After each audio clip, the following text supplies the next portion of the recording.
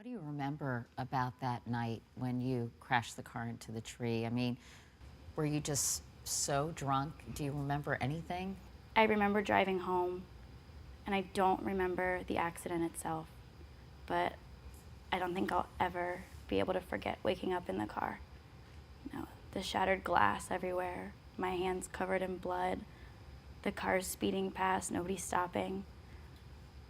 That feeling when I looked to my right and saw there was someone sitting in my passenger seat, but I didn't know who it was. Grabbing her hand, trying to wake her up, and getting no response.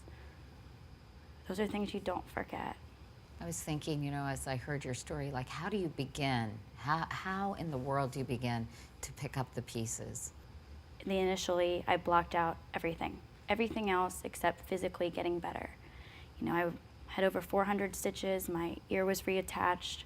I spent over a year in physical therapy, just trying to be able to walk again, to be able to move my arms, my necks. That was my focus. That's all I focused on.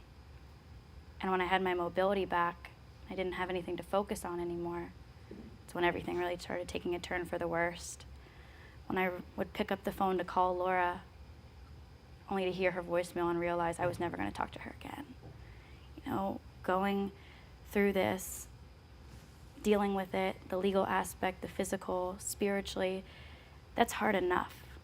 To not have your best friend there to go through it with, to be able to call on, to know you're the reason you can't call her. That's an indescribable feeling.